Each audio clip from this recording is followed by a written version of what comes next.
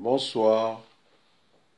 Congo, jugement au résultat.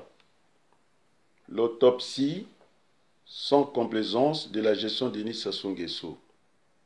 Peuple du monde, peuple congolais, face à la crise multidimensionnelle qui sévit au Congo, il incombe à l'Union républicaine au service du redressement national à convoquer une conférence nationale bis avant l'horizon 2021.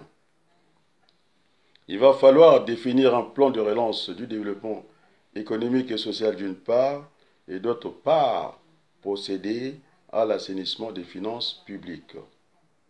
Et plus loin, garantir les échéances politiques futures dans un découpage électoral qui tiendra compte du poids démographique et non de l'étendue du territoire, c'est-à-dire l'égalité républicaine entre les hommes et les territoires. Le monde change à une vitesse étonnante. La dette abyssale du Congo bloque chaque jour son épanouissement. La crise à tous les étages que traverse le Congo est avant tout une crise de malgouvernance. L'erreur est de s'enfermer sur les vieilles recettes du PCT sans succès, condamne notre peuple à une misère intégrale pour un pays qui regorge de richesses naturelles considérables. Après 40 ans d'exercice du pouvoir sans succès, on ne doit plus envisager le maintien de Denis Sassou Nguesso à la tête du Congo jusqu'en 2021.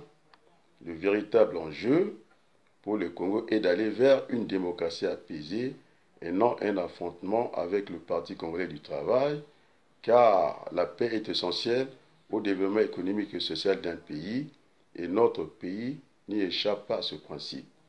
Chacun le sait, la réponse de la crise multidimensionnelle qu'endure notre pays, le Congo passera par un dialogue national inclusif. La priorité est de desserrer le taux des marchés financiers sur la dette publique. Si nous ne réglons pas cette question avant 2021, notre pays va poursuivre la pente de son déclin. Nous n'allons pas prendre le risque que le Congo sacrifie l'avenir des générations futures. Je vous remercie de votre aimable attention. Adrien Abaloukou,